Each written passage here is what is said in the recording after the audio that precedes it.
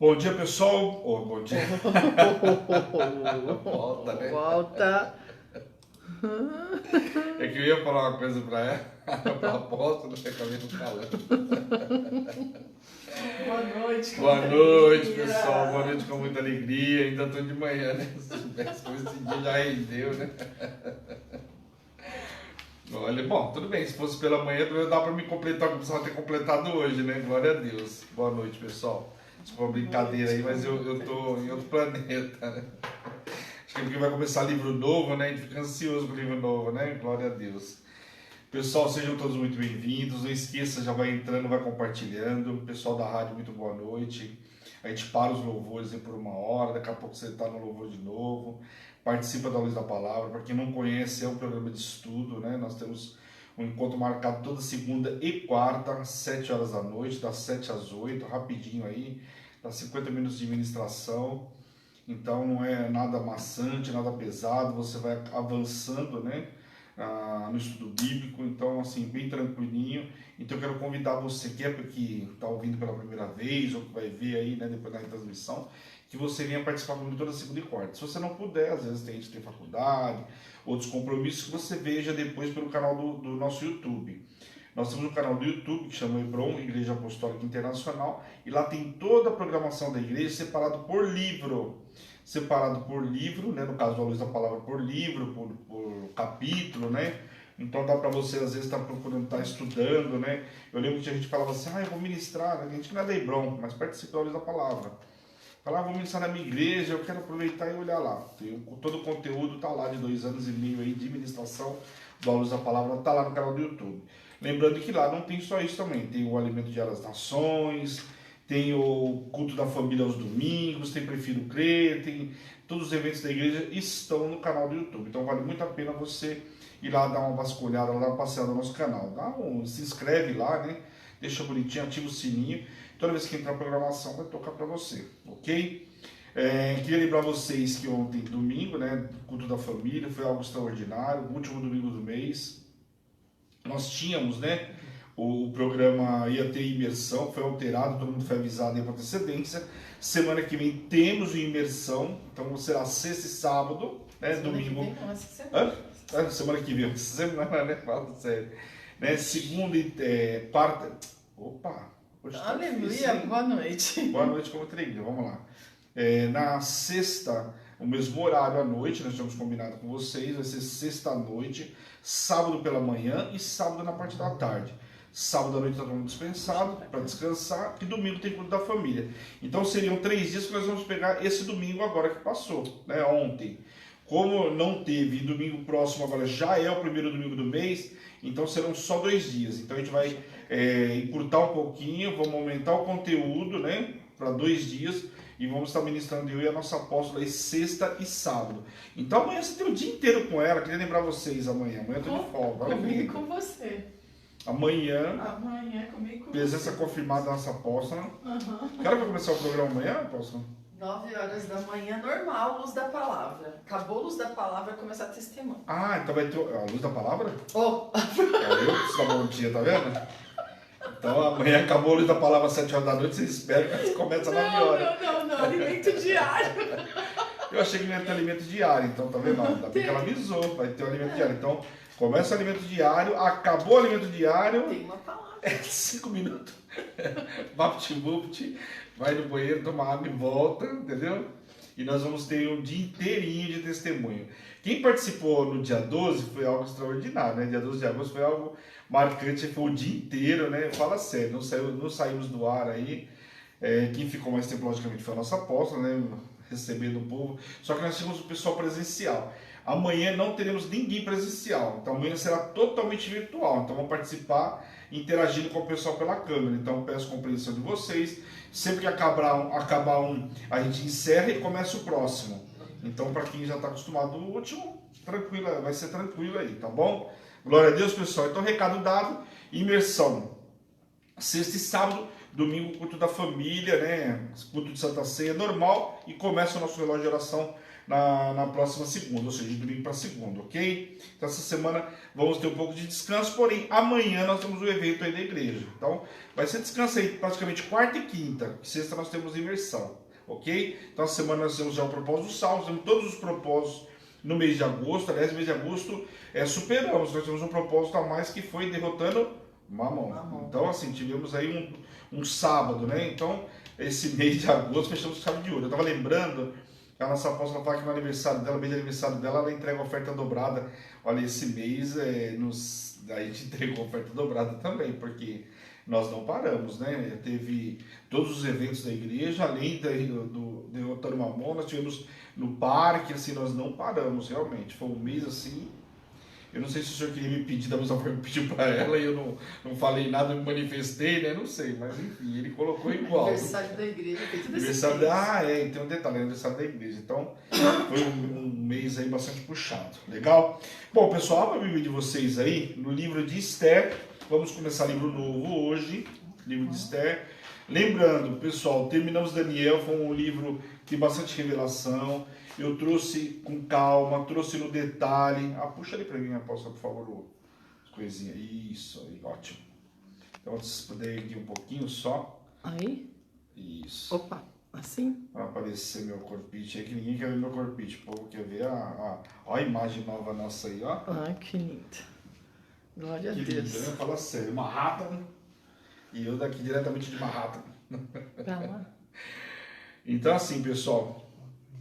Lembrando, o livro de Daniel foi um livro onde nós tivemos bastante informação, bastante revelação, coisas que estavam acontecendo logo na época de Daniel, coisas futuras. E nós vamos entrar no livro de Esther e eu vou trazer alguns detalhes importantes, principalmente quando a gente fala de livros que a gente pensa que foram a mesma coisa, ou viram na mesma época. Então, todos esses detalhes desses livros eu tenho explicado, tenho voltado, tenho batido, por quê? Para gravar isso para você.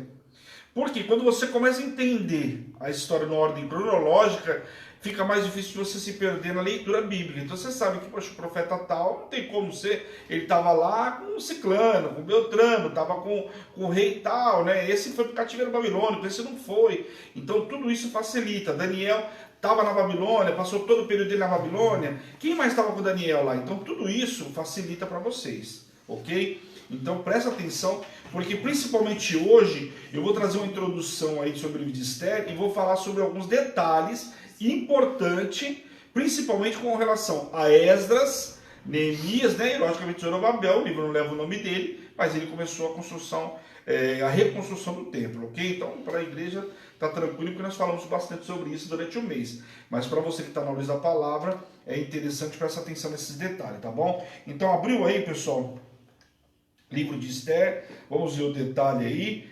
Espero que você já tenha compartilhado. Deixa eu colocar só no silencioso aqui para não fazer barulho, para não atrapalhar a gente, amém? Glória a Deus, bora lá. O livro de Esther. O livro de Esther, pessoal, ele tem o nome da principal personagem, que é uma judia escrava no reino persa, levantada por Deus como rainha para livramento do povo judeu, diabolicamente sentenciado à morte. Nós vamos ter uma sentença aí que vai ser colocada sobre a vida deles, e ela foi levantada por Deus. Um livro que tem um detalhe muito importante, porque não fala em momento algum sobre Deus, sobre o Senhor, mas nós vemos claramente o poder de Deus, porque pelo posicionamento, não só dela, né, da rainha Esther, que leva o nome também de Hadassa, mas também do seu tio Mordecai, Mardoqueu, como vocês vão ver em algumas traduções, ok? A autoria do livro é desconhecida. Pelas pistas deixadas pelo livro, os estudiosos acreditam que se trata de um judeu persa, possivelmente residente na cidade de Suzã. Mordecai, testemunha ocular e um dos principais personagens do relato, foi muito provavelmente o escritor do livro. Então muitos dizem que teria sido ele mesmo o autor do livro.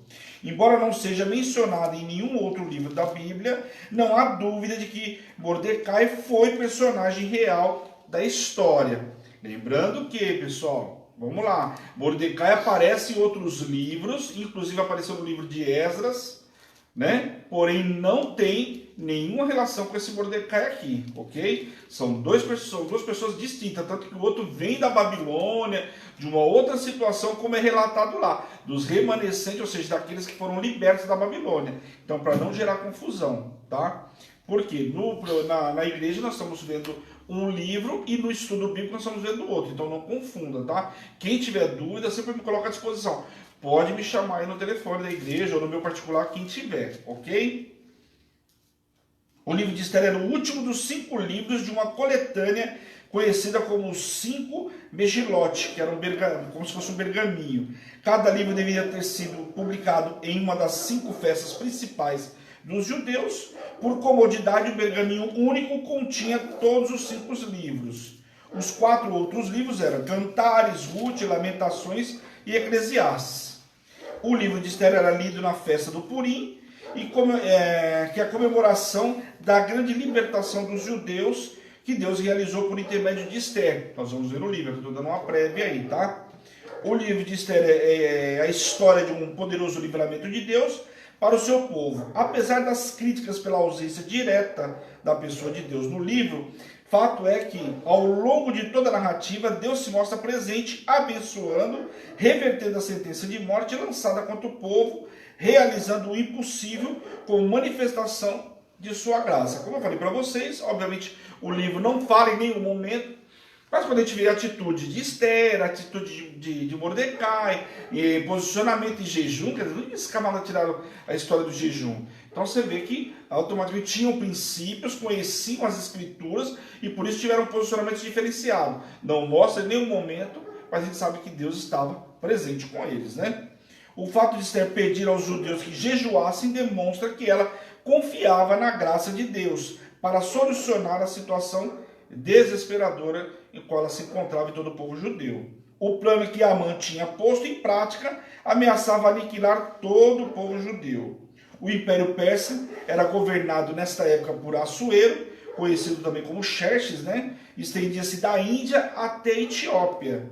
Praticamente todos os judeus viviam nesta área, da Índia até a Etiópia. Lembrando que a gente vai ver que alguns aqui tinham 127 províncias, coisa e tal. Então, capitais, algumas vezes você vai ver, a capital da Pérsia, a Babilônia como capital da Pérsia. Por quê? Porque eles dominaram. Né? Então, ele tinha lá Ecbatana, né? Tinha em outras cidades. Conforme vão dominando, vão posicionando e colocando capitais também pertencentes àquele reino. Mas tem a principal, como se você pegar Síria, Damasco, Israel, Samaria, vamos lá, Judá, Jerusalém, e a Síria, Nínive. Lembrando que Síria e a Síria tem diferença. Uma capital Damasco aqui embaixo, o outro lá em cima, né, que por muito tempo incomodou muita gente até chegar à Babilônia, ok? Tá claro, pessoal? Vamos lá. Os eventos desse livro ocorrem aproximadamente 30 anos antes dos esforços de Esdras e Neemias. Muitos sugeriram que o sucesso de Esdras e Neemias não teria sido possível se Esther ou Mardoqueu, né, Mordecai e Daniel não tivessem preparado o caminho com seus comportamentos e suas realizações. É óbvio que a gente vê lá, nós vimos aí recentemente no livro de Daniel conversando, Dario mandou chamar Daniel, não queria lançar ele na cova, ao contrário do que muita gente pensa, e eu parei muito, expliquei muito isso. Mas foi o rei da Babilônia que jogou ele no buraco. Não foi, prepararam toda uma situação, mas não foi da Babilônia, não foi Belsazar, não foi Nabonido e muito menos Nabucodonosor. Então quem foi? Foi justamente Dario que fizeram toda aquela embrulhada com ele e assinou o decreto, lembram? Mas ele preparou, você vê que o rei não queria colocar ele na cova, mas em função do que fizeram. Então ele preparou realmente um caminho. E Esther conseguiu, né, uma carta de alforria, vamos dizer assim, para os judeus, fala sério. Então, muito possivelmente, eles prepararam um caminho. E aí nós vamos ver que depois Neemias faz como? O rei, né, sem saber quem era Jerusalém.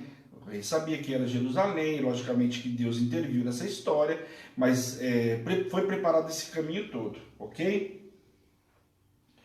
Assuero é uma tradução para o hebraico do nome persa chamado Kashashash. É um nome bem difícil aí, mas enfim, só para nível de curiosidade aí. Ele é mais conhecido na história pelo seu nome grego, que é Xerxes.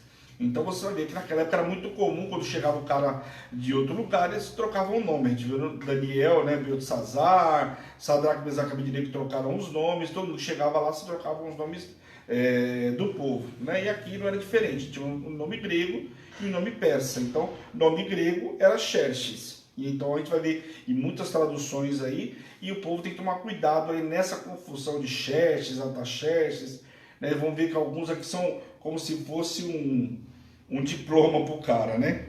O nome hebraico de Esther era Hadassah, que significava murta. Esther provavelmente se origina da palavra persa para estrela, embora alguns estudiosos vejam com uma conexão entre o nome de Esther e a deusa babilônica Instar. Então, logicamente, quem vê o filme vê lá que o tio dela deu um nome diferente, até para que ninguém descobrisse que ela era judia. Então, tinha todo um cuidado com medo do que o povo já tinha sofrido com a Babilônia, possivelmente achei que chegando o domínio persa ia sofrer da mesma forma. Então, por isso, trocou-se o nome. Logicamente, o cara, para não chamar uma suspeita, como fazer? Vai colocar um nome parecido com todo o povo que vivia lá. E todo o povo levava um nome sempre para alguma adoração, alguma divindade deles lá. E tudo mais, ok? Então vamos lá, capítulo 1, o banquete de Assuero. Vamos ler do versículo 1 até o 4, que diz assim: Nos dias de Assuero, o Assuero reinou desde a Índia até a Etiópia, como eu comentei com vocês aqui, sobre 127 províncias. Naqueles dias, assentado-se o rei Assuero, no trono de seu reino estava na cidade de Suzã.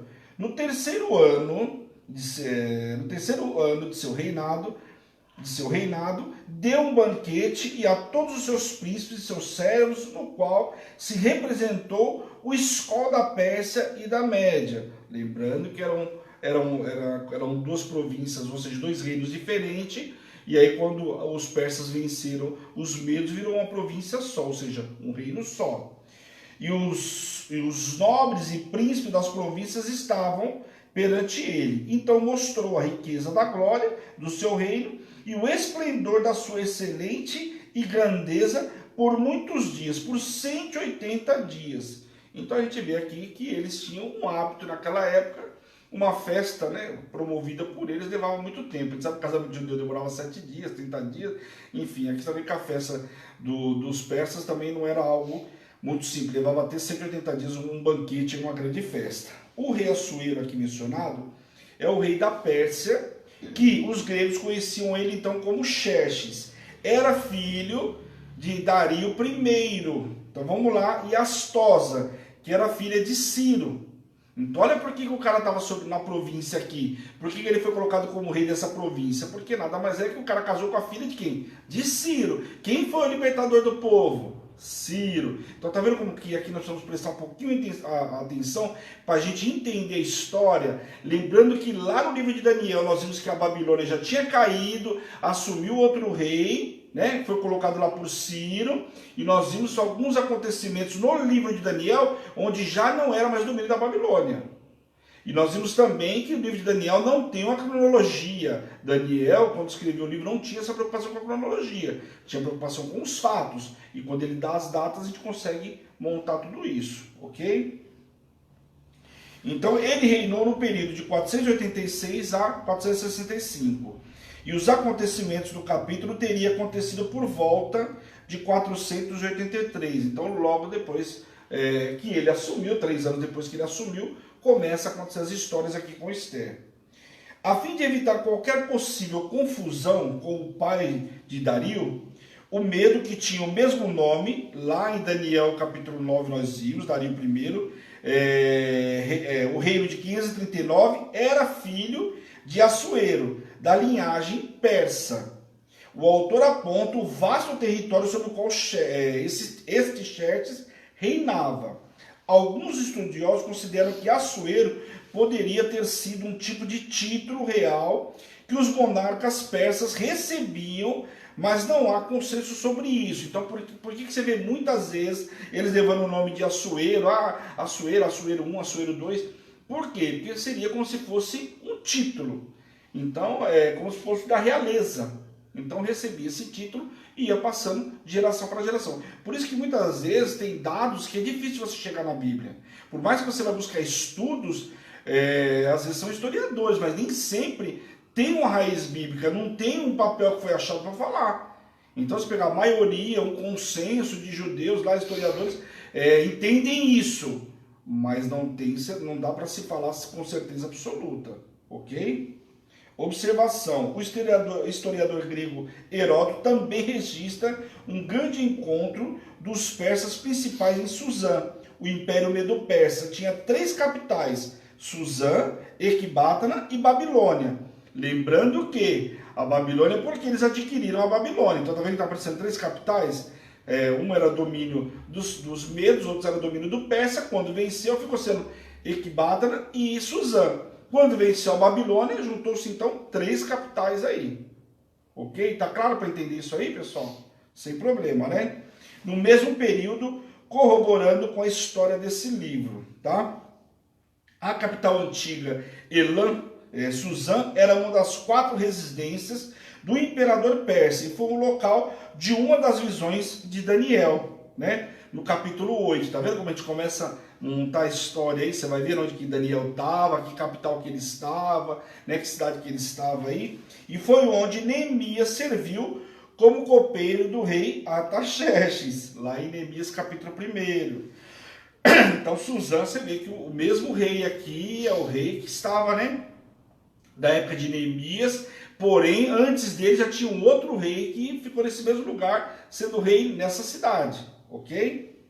No 3º ano do seu reinado, Assuero exibiu a riqueza de seu reinado por 6 meses. Fez um convite, que existem controvérsias, inclusive, sobre esse convite aí, sobre que o rei teria dado um ou 2 banquetes. O que falam aqui? Alguns historiadores falam que ele teria dado 2 banquetes e não só, tá? Mas a questão foram 180 dias de festa, tá? Só para você entender. Tem bíblias antigas que falam inclusive de duas festas. É possível que o versículo 3 apresente a ideia de um grande banquete e o versículo 5 registre os detalhes específicos daquele que acabou sendo um festival de 7 dias. É improvável que o banquete em si tenha durado 180 dias. Então, existe muita controvérsia nesse período muito longo. Há de convir comigo também que 180 dias de festa é muita coisa, né? Por mais que o cara tenha dinheiro para gastar, né?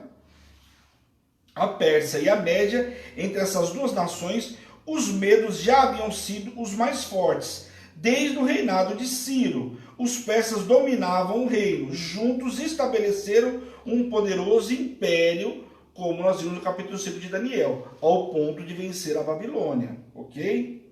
Isso eu venho falando, por que eu venho às vezes falando, parece repetitivo, pessoal? Eu venho falando para vocês gravar. Então, assim que sempre que eu tenho oportunidade, eu vou contando, fala sobre aquela situação, e eu friso de novo, para vocês ir gravando a história, que eram 2 impérios, que ficaram fortes, e por isso venceram agora a Babilônia. Foi usado neste banquete todo tipo de luxo, desde as cores reais dos persas, né, branco e azul celeste, a mármore, ouro, prata, pedras preciosas, vasos de ouro e vários outros tipos usados para beber, que era um luxo usado pelos persas. Tudo aquilo que era de luxo, que poderia existir naquela época, foi usado pelos persas. Inclusive não só vasos e tudo mais, mas também tudo aquilo que eles precisavam para poder beber, os banquetes e coisa e tal, tá? Então tudo isso, obrigado. Tudo isso foi usado por eles naquela época. O monarca ordenou que os convidados bebessem na quantidade que precisassem, fosse ela muito ou pouca. Bem daquele jeito, né? Isso diferia do costume persa, segundo o qual os convidados de um banquete deviam beber todas as vezes que o rei erguesse a taça. Então você vê que aqui, quando vai relatar, né, tem costumes de um povo e aquilo que se relatou com quem escreveu o que viu naquele momento, né? A rainha Vasti ofereceu um banquete separado para os convidados. Esse relato serve para preparar a cena dos próximos acontecimentos, para definir as importantes diferenças de status entre homens e mulheres da corte persa, que tinha uma diferença. A mulher na corte persa, a bem dizer a verdade, pessoal, não era diferente de nenhuma mulher naquela época, né? A mulher, a gente sabe que ela tinha ela não tinha tanta facilidade ou habilidade ou até mesmo posição social como se via. Embora a Bíblia relata no povo judeu, fala sobre juíza Débora, sobre profetisa e coisa e tal, mas você vê que nenhuma delas, você vê narrando grandes histórias. Você vê, acho que a maior que tem histórias sobre ela é Débora, né? Que fala muito sobre ela, mas você vê que não é tanto porque as mulheres ficavam muito mais de outro tipo de serviço do que os homens, né? Os homens que assumiam essas lideranças. E no reino persa não era diferente. Vasti, a rainha, recusa-se a assistir ao banquete. É o título aí. Depois de expor toda a riqueza de seu reino e promover uma festa libertina, ou seja, libertinagem correndo solto, né, todo tipo de prostituição, Assuero, já embriagado, quer exibir também a beleza de sua esposa. Sua ordem para que viesse à sua presença, entretanto, nada tinha de ofensivo, já que os persas permitiam que as mulheres assistissem às suas festas, sempre marcadas pela bebida excessiva. Então ele chamar a rainha para essa festa não tinha problema nenhum, o que era costume dos persas. Por quê? Uma vez que o cara estava embriagado, né? Bem coisa que a gente vê nos dias de hoje os homens fazendo, né? Tava lá e começa a trazer vir as mulheres e vai mostrar, exibir a mulher como um troféu. Essa é a realidade, né?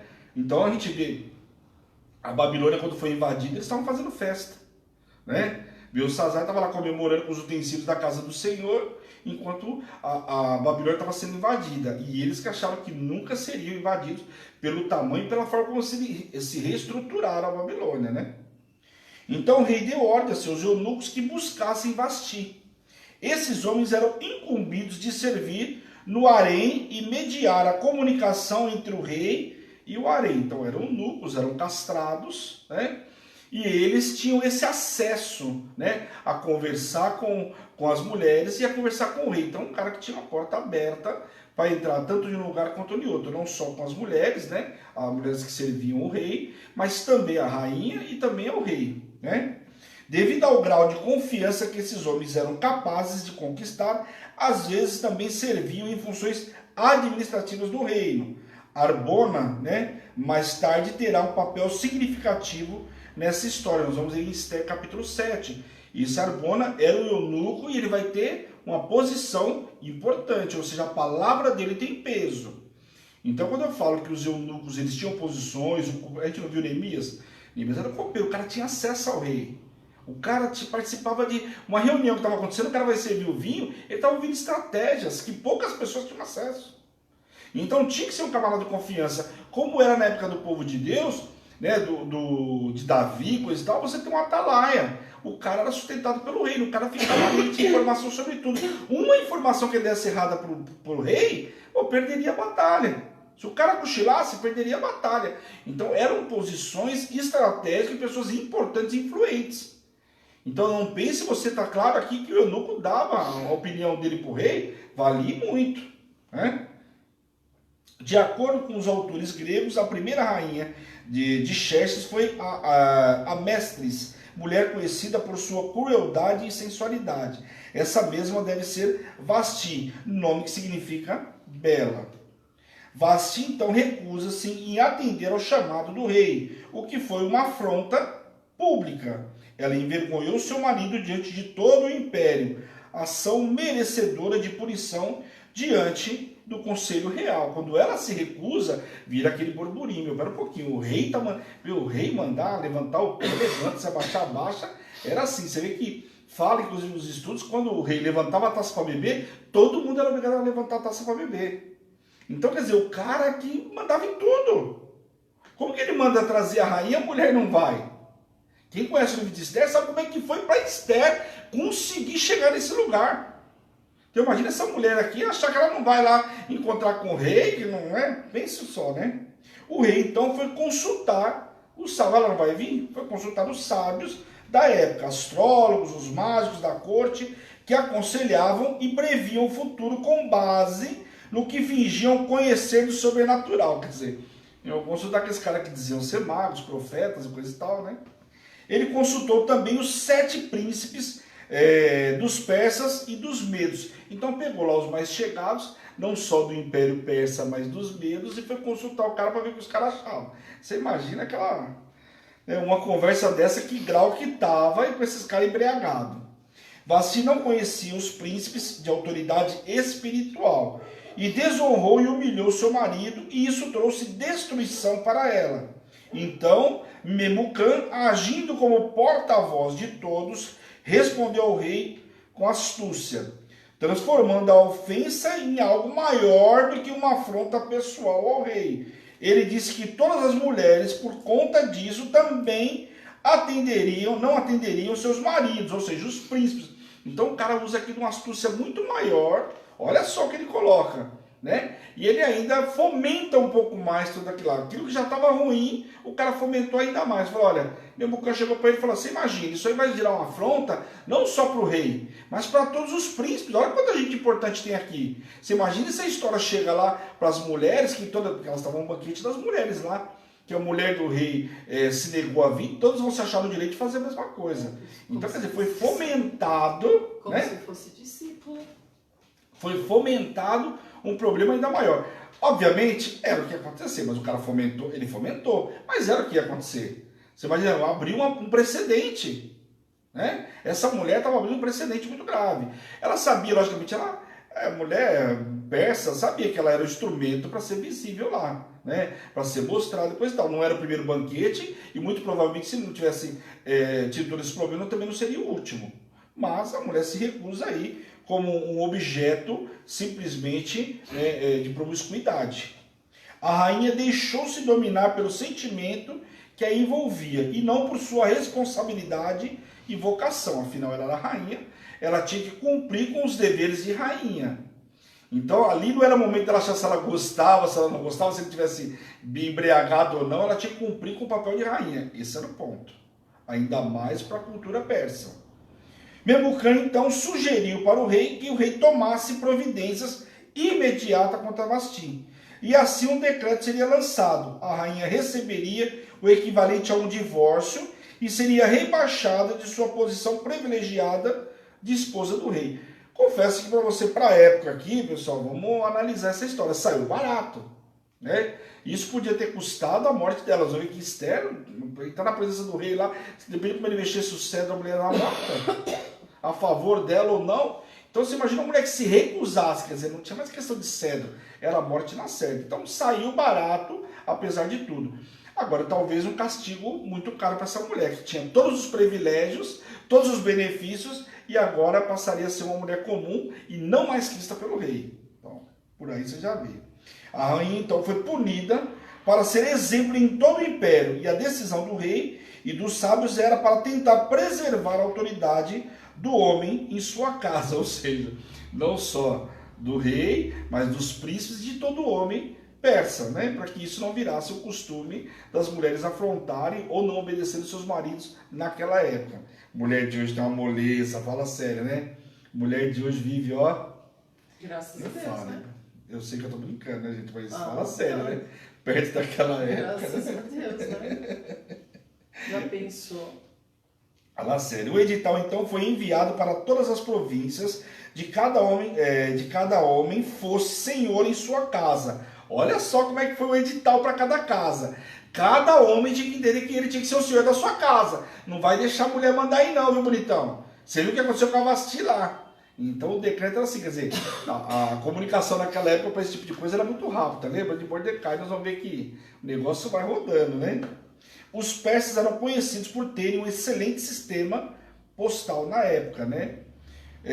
Cada povo seguia sua carta segundo a sua língua. Isso sugere a respeito concedido aos idiomas e dialetos locais no Império Persa. Então foi para cada província foi uma carta escrita naquele dialeto. Então você pega países aí como a África, por exemplo, que tem vários dialetos. Então cada província recebia a carta de acordo com o seu dialeto. E segundo os estudos falam, que eles tinham uma forma de postagem, ou seja, de chegar à comunicação muito rápida. É lógico, gente, que não dá para gente comparar com a tecnologia de hoje. Mas quando você vai ver nos impérios, a grandiosidade dos impérios, você vai ver que isso aqui já passava a ser algo simples. Por quê? Pega quem que era o povo, né, Israel com o seu templo, olha o tamanho de Jericó, olha o tamanho de Jerusalém, olha o tamanho da Babilônia, que os metros tinham 100, os muros tinham 100 metros de altura, mais de 100 portas fala que eles tinham. Então por aí você já imagina a grandiosidade, o quanto esse povo estava crescendo. Amém? Então algumas coisas realmente estavam evoluindo. Capítulo 2, vamos lá. Esther feita rainha. Vamos ler do versículo 1 ao 4 aí. Passado essas coisas e apaziguado já o furor do rei Assuero, lembrou-se de Vasti e do que ela fizera e de que se tinha decretado contra ela. Então disseram os jovens do rei que lhe serviam: tragam-se moças para o rei, virgens de boa aparência e formosura. Ponham o rei aos comissários e em todas as províncias do seu reino, que reúnam todas as moças virgens de boa aparência e formosura, na cidade de Suzã, na casa das mulheres, sob a vistas de Ergal, eunuco do rei, guarda das mulheres, e deem-lhes os seus ungüentos. A moça que cair no agrado do rei, essa reine em lugar de Vasti, como isto concordou o rei Assuero, e diz assim se fez. Então o que acontece? Mandaram passar carta em todas as províncias, trazer todas as mulheres virgens e formosas. Quer dizer, além de virgem, a mulher tinha que ser mais ou menos bonita, né? Ou seja, bonita para aquela época, né? Se a mulher fosse feia também, já ficava por ali mesmo. Estão falando belas e formosas aqui. Então ia escolher essas mulheres e essas mulheres iam ser tratadas no aguento. Ou seja, ia passar lá no salão de beleza da Ana lá em Mococa, ia ficar um tempo lá sendo tratada e coisa e tal. Depois estivessem totalmente lapidados, cabelo, né, perfumado, pele, né, sei lá, lisinha, não sei como é que pode falar. E aí essa mulher ia ser escolhida pelo rei. Esse era o processo que elas iam passar. A rainha Hadassa, né, avessa ao esposo, deveria ser substituída por uma virgem bela e gentil que se interessassem e agradar o rei. Então aquela rainha Vasti agora deposta. Era de praxe que as virgens do harém passassem um ano fazendo tratamento de belezas e ritos de purificação antes de ir ver ao rei. Um ano! Tem noção? Um ano essa mulher sendo preparada para estar junto do rei? Novamente vemos o exagerado sentido do poder real em contraste com a posição frágil das mulheres. Achava-se que as virgens formosas existiam só para satisfazer ao rei. Quer dizer, mas o contraste aí do poder persa, né, e de toda a cultura da época. Havia certo homem judeu, Mordecai, que seria da tribo de Benjamim, filho de Jair, filho de Simei, e refere-se ao homem da família de Saul. Ou seja, ele tinha, eu fiz questão de colocar aqui para você entender, ele vinha da descendência de Saul, ok? Benjamita. Olha só quem que era Mordecai, Benjamita, que amaldiçoou Davi, né? Segunda Samuel 16, você vai ver lá relatando essa história. Filho de Quis, provavelmente o pai de Saul. 1 Samuel capítulo 9 fala dessa descendência, sendo que Mordecai foi um dos transportados de Jerusalém com os exilados. Então lembre-se que ele foi com os exilados para a Babilônia e que por isso agora estava na capital Suzã. Lembre-se que nem todos, vamos lá, voltaram, né, logo de imediato para Jerusalém. Zorobabel vai levar lá, eu falei ontem os números, se eu não me engano são 42 mil pessoas ele levou, mais 7 mil entre servos e servas, que dava um total de quase 50 mil pessoas. Foi com Zorobabel na primeira volta, quando Ciro libertou. Mas veja que não foi todo mundo de uma vez só, e muitos ficaram. Alguns talvez porque se recolocaram, como Neemias, né, que foi trabalhar com o rei, coisa e tal. Só que aqui tem um detalhe importante também. Esse relato aqui, nós estamos falando que Esther foi 30 anos antes da situação de Esdras e Neemias, ok? Vamos lá. Hadassa é o nome hebraico que significa murta. Esther é um nome persa que significa estrela, nome esse relacionado à divindade local e Deus em estar. Na antiguidade, os judeus costumavam adotar um segundo nome quando viviam longe de Israel, para evitar problema. Segundo a tradição judaica, Esther foi uma das 3 mulheres mais belas que já viveram. Isso segundo relatos bíblicos e estudos, que ela teria uma das 3 mulheres mais belas daquela época. Então, essa mulher realmente devia ser linda. E o brilho, né, do Senhor sobre a vida dela, evidentemente, né? Fala sério, para o rei olhar para ela e ver, não ver mais nenhuma outra mulher, só o Espírito Santo de Deus, né? Brilha. Ele mostrou, eu fico imaginando que mulher era essa, né? Que mulher era essa? Tanto quando eu ouço ministração sobre Esther, eu vejo um filme de romance, tão lindo que é a forma como o Senhor fez e como o rei olha para ela, né?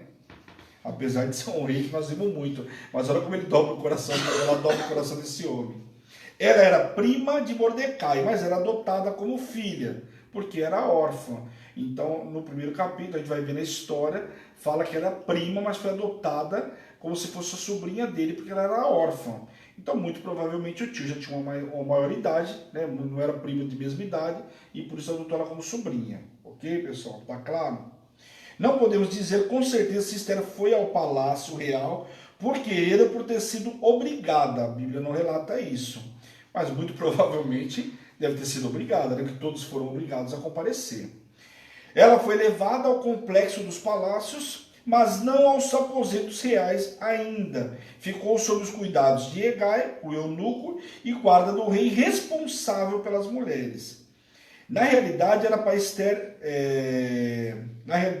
para que Esther entrasse na presença do rei Assuero, Deus, o Deus de Mordecai, deu uma estratégia livre de qualquer preceito religioso. E aí, vamos ler aqui Mateus 10,16. Deixa eu ler aqui, só porque eu marquei aqui, e eu não lembro mais porque eu marquei, mas vamos ler aqui Mateus 10,16. Ele achou um jeito aqui de colocar a sobrinha lá. Vamos lá.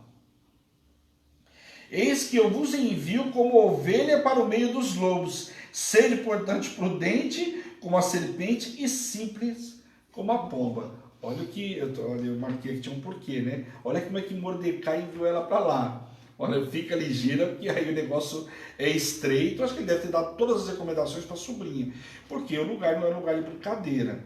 E ele tinha que entender, ele já sabia, né? Mordecai sabia que ela não estava indo para lá à toa, tinha um propósito, né? O homem que era religioso, como ele era, que praticava jejum, sabia que nada acontecia por acaso, tinha um propósito.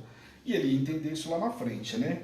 Que implicou a participação, então, de Esther em um concurso de beleza para desposar um rei estrangeiro e na omissão de informações sobre sua origem e povo que impediram o sucesso de estratégia. Então, Mordecai ainda avisou para ela que ela não relatasse que era judia, para que ela omitisse isso pelo fato do cara ser persa e coisa e tal. Então, não falasse nada sobre isso, ok? Era para ela omitir esse detalhe. Esther alcançou a graça perante Hegai, que na realidade ela alcançou a graça perante muitos. Ele fez questão de dar a Esther os melhores alimentos e porções generosas. Também lhe deu 7 criadas pessoais e o lugar mais aprazível para viver dentro dos aposentos do harém. Então ela caiu nas graças dele, como caiu na graça do rei, de todo mundo, né? Falo isso porque ela caiu na graça de todo mundo, porque tamanha beleza que tinha nela. Que beleza era essa, gente? O Espírito Santo de Deus. Tanto que o melhor era dado para ela, uma mulher que tinha tudo o que ela tinha passado. Se fosse uma ministração aqui, eu ministrando de domingo, ia falar, olha, Esther passou por um sofrimento, a mulher foi rejeitada, né? Órfã, pai e mãe, criada pelo tio, olha por tudo que passou, agora é obrigada lá a se preparar para um rei persa, não era um judeu. Olha tudo que essa mulher passou, né? Então olha a história dela aí, vamos ler o versículo 12 e 13 aí, que diz assim: em chegando o prazo de cada moça vir ao rei Assuero, depois de tratada segundo as prescrições para as mulheres por 12 meses, porque assim se cumpriram os dias de seu embelezamento, 6 meses com óleo de mirra e 6 meses com especiarias e com perfume e aguento de uso entre as mulheres. Então é que vinham a jovem ao rei, e ela se dava o que se desejasse para levar consigo da casa das mulheres para a casa do rei. Então o que acontece? Passado esse 1 ano, onde elas eram tratadas 6 meses de um jeito, depois 6 meses de outro, elas levavam elas à casa do rei, à casa das mulheres lá, e elas iam escolher um produto, uma roupa, uma joia para se apresentar diante do rei. Vamos lá. Esther estava se preparando para tomar posse da promessa de 3 formas. Comendo os devidos alimentos, né, como João lá, capítulo 6. Tratando-se com óleo de mirra, né, Colossenses, né, e tratando-se com especiarias, perfumes e ungüentos, utilizando o que havia de melhor na época para se preparar.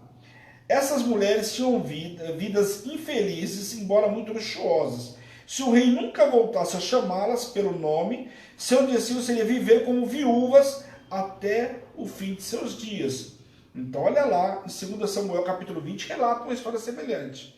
Então, se ela não fosse chamada mais pelo rei, ela ia viver como viúva até o final da vida dela.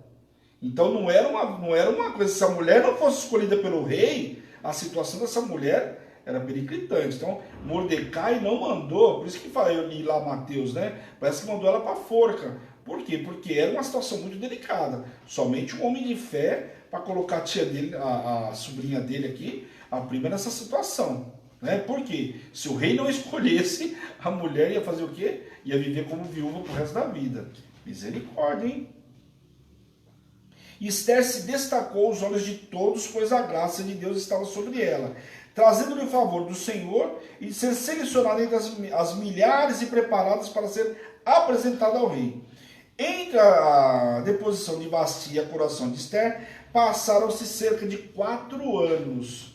Então tá aqui para quem não sabia, eu fui buscar esse estudo e fala que foram 4 anos, aí pelas datas que eles vão colocando do ano, que assumiu, que decreto andou para cá e andou para lá, foram 4 anos. Então você vê que até começa no capítulo 1, passado um tempo, a ira do rei, ele se lembrou de Vasti, e aí foram selecionar as mulheres. 1 ano só para selecionar, então você vê que passou bastante tempo. Então até ela ser selecionada, 4 anos. A graça de Deus acompanhou Esther por toda a vida, né? Primeiro diante de Mordecai, que resolveu adotá-la como filha, depois de Elgai, eunuco, chefe da casa das mulheres, que lhe concedeu os melhores aposentos, as melhores servas, e por fim, diante do rei Assuero, que amou e a fez rainha. E aqui tem um detalhe importante, que quando no filme fica mais ilustrativo, que a gente já viu esse filme, de Esther, porque ele fala para as mulheres escolherem o que ela quer, e Esther escolhe um negócio diferenciado. Então ela não estava preocupada em pegar a coisa mais cara. E aí você fala que, né, o rei olhou para ela de uma forma diferente, lá tem todo um contexto que a gente viaja, né? Mas assim, ela escolheu aquilo que chamou a atenção do rei, mas não por ser a peça maior de ouro, porque as mulheres no filme elas começam a encher de um monte de coisa de ouro para parecer um abajur, né? E ela não, cheia de penduricalho, ela escolhe um negócio simples, mas que chama a atenção do rei. Então, algo extraordinário. E, logicamente, que é Deus sobre a vida dela novamente falando, né? Vamos ler o versículo 18 até o 20. Então o rei deu um grande banquete a todos os seus príncipes e aos seus servos, e era o banquete de Esther. Concedeu alívio às províncias e fez presentes segundo a generosidade do rei. Quando pela segunda vez se reuniram as virgens, Mordecai estava sentado à porta do rei. E Esther não havia declarado ainda que a sua linhagem ou seu povo, como Mordecai lhe ordenara, porque Esther cumpria o mandato de Mordecai quando a criava. Então você vê que Mordecai já tinha falado para ela, não só agora, mas desde quando criaram ela, que ela tinha um nome de Radassa e que ela sempre se apresentar como uma mulher persa da cidade de Suzã. Então, ou do vilarejo tal, era dessa forma que ela tinha que se apresentar. Então aqui você vê que o que acontece, todas as mulheres foram se apresentar, algumas mulheres foram ser chamadas à presença do rei, mas quando ele viu Esther, então, os olhos dele realmente escolheram a Esther, foi a preferida do rei aqui, ok? Vamos ver aqui. Segundo os estudos, Mordecai estaria sentado à porta do rei, porque ocupava um cargo oficial, onde pouco depois de Esther ter sido coroada, teria dado um cargo à porta do rei, aonde os assuntos oficiais eram tratados. Em Deuteronômio capítulo 22, os anciões falam que os anciões ficavam à porta. Tá? Em Deuteronômio fala que eles ficavam à porta. Então, muito possivelmente, ele ficava à porta. Tanto que ele vai descobrir um atentado contra o rei justamente pelo fato de ele estar ali à porta. Então, não é que ele estava ali à toa, estava lá querendo festejar, nada disso. Ele estava lá porque era dado um cargo aos anciões, eles ficavam ali à porta. Ok? Então não é por acaso, né? A gente sabe que Deus tem propósito. Embora, como eu falei para vocês, o livro não fala em nenhum momento sobre o nome de Deus, sobre o Senhor, mas lógico que tinha propósito de Deus. Você vai ver pelos jejum, pelo posicionamento de cada um deles. Nesta posição estratégica, Mordecai estava bem posicionado não só em termos de status pessoal, mas também como para discernir a direção em que se sopravam os ventos do poder, da intriga e do que poderiam pôr em risco a sua vida e a vida de Esther. Então ali, ele estava estrategicamente muito bem posicionado, no máximo que ele poderia estar. Se eu não posso estar lá junto do rei, mas eu posso estar aqui, por que fala que ele sabia de onde o vento podia soprar? Qualquer coisa que fosse prejudicar os judeus, ali ele ficava sabendo. Prejudicar ele, ou Esther, ou qualquer um judeu, ele estava sabendo de primeiro. Porque estava muito bem posicionado. Então o fato dele estar ali era algo muito importante. E aí o próximo título fala que Mordecai descobre uma conspiração. Vamos ver aí. Mordecai descobriu uma conspiração de 2 eunucos indignados para tirar a vida do rei. Ele usou essa informação para salvar o rei, pois investigaram e viram que era verdade e ambos foram pendurados numa forca e tudo foi escrito no livro das crônicas. Quer dizer, foi lá, matou os caras, descobriu e ficou por isso mesmo. Mas escreveu no livro das crônicas. O que significava o livro das crônicas? Era como se fosse um diário. Ali escrevia tudo o que acontecia no reino. Se o rei tivesse qualquer dúvida ou qualquer coisa que ele quisesse consultar em algum momento, ele ia lá no livro das crônicas e ia pesquisar o que ele quisesse saber. Lembra, quer ver um caso que vocês vão lembrar? Daniel. Mito, Daniel não, vamos lá. Esdras, né? No livro de Esdras a gente não vê que fez um decreto, pararam a obra, depois chegaram lá para o rei novamente, falaram para o rei Ataxés, olha, mas nós temos um decreto. Ele falou, tá bom, vai lá consultar nos livros das crônicas. E aí vai lá e pega que tinha de fato assinado por Ciro, e aí ele manda falar, agora além do decreto de Dario, tem o meu também, estão lembrados disso? Ele foi buscar no livro das crônicas. O que está anotado lá com referente ao povo judeu? E aí foram lá e falaram, não, de fato, Ciro deu um decreto liberando o povo para reconstruir o templo. Então, por que vocês estão parando o templo aí? Dá um decreto meu agora também. Então as crônicas serviam para isso. Você vê que porque das crônicas era importante, o livro ficava lá. É igual a gente hoje. Vamos fazer qualquer coisa, tem dúvida? Será que isso aqui é de Deus ou não é de Deus? Será que eu posso ou não posso? Vai lá aqui, ó, você fica no livro das crônicas, aqui está tudo aquilo que o Senhor permite fazer ou não fazer, está aqui. Aqui tem um decreto do que você pode fazer e tem um decreto do que você não pode fazer, porque os 10 mandamentos vai dizer que é um decreto do que você não pode fazer. Tem dúvida? Vai lá no decreto. Né? Os reis persas possuíam seu livro de crônicas que registravam grandes feitos e livramentos de seus reinos, bem como o nome dos que lhe tinham aliança. 5 anos mais tarde, o rei leria tal livro, sendo esse registro um ponto decisivo para o livramento do povo judeu. Então está aqui mais um adendo que eu trouxe para vocês aqui. O que acontece? Depois de 5 anos que vão ler esse livro. Então, pessoal, às vezes, olha, presta atenção no que eu vou falar agora para vocês. A gente está lendo, a gente está estudando, está ouvindo a ministração, a história de Esther, a história de Mordecai, a gente acha que tudo aconteceu assim, né? É igual Jó. Ah, mas Jó tirou tudo, mas no mês seguinte o Senhor restituiu tudo. Quem falou isso para você? Quem falou? Às vezes a gente pega de um versículo, pega o último capítulo de Gênesis para o primeiro versículo de Êxodo, passaram mais de 400 anos. E muitas passagens na Bíblia são assim. Então quando a gente olha a história aqui, dá a impressão que foi tudo assim muito rápido. Esther passou 1 ano sendo lapidada. Só por 4 anos que ela foi colocada como rainha. Depois disso, o ano vai saber quando que o rei chamou. Estou tudo pronto, tá bom. Eu vou chamar aí, um belo do dia eu vou chamar. Então, gente, as coisas não são assim. Você vê que aqui, né, ele relatou toda uma história, foi para o livro das crônicas, e o rei vai ler essa história do livro das crônicas, nós vamos ver na quarta-feira, muito provavelmente, acho que já dá para a gente ver na quarta, que só vai ler sobre essa história aí 5 anos depois. Olha quanto tempo passou. Quanto tempo você imagina que Mordecai se sentindo injustiçado? Poxa, livrei o rei e esqueceram de mim. Não é assim? Quando a gente acha que o Senhor esqueceu da gente, mas pera um pouquinho, eu fiz uma situação aqui, eu ajudei aqui, e aí parece que Deus não está olhando, Deus não está vendo.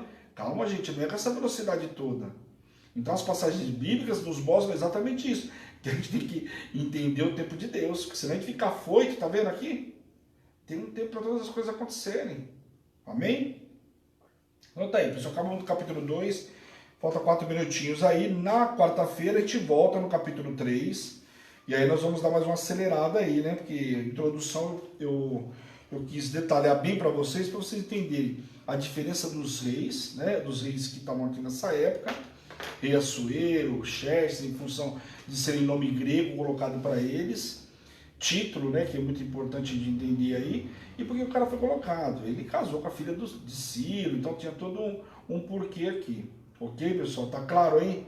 E a história da Pérsia, que nós vamos ver que tudo isso vai livrar o povo judeu, e aí depois você vê que o povo pode voltar, né, lá com Esdras. Então muita coisa aconteceu antes dessa soltura da Babilônia, hein? Não foi tão simples assim não, ok? Glória a Deus, pessoal. Dúvidas? Então vocês me chamam aí no particular, quem tiver dúvida aí, pode me chamar no particular. Ninguém tem me chamado, mas se tiver, estou à disposição. Eu espero que tenham entendido, né? Porque se ninguém me chama, eu espero que esteja claro, né, apóstolo? Com certeza. Embora eu tenha tentado detalhar o máximo possível. Se ninguém está chamando é porque não tem dúvida. Glória a Deus, né? Assim eu espero, né? Mas assim, eu tenho tentado trazer com o máximo de detalhe possível para que não fique dúvida, tá, pessoal? Então, assim, que esses dois livros, era mais confusão, eu estava preocupado se vocês fizessem com os reis. Que rei era esse, que rei era aquele, que Mordecai aqui não é o Mordecai que aparece no livro de lá. Então tem muitas situações que a gente vai ver. Por exemplo, isso é uma coisa que eu acho estranha. Estranha não, né? Assim, por exemplo, mulher sunamita, né? Vou aproveitar que eu tenho 2 minutos aí, vou contar uma história para vocês.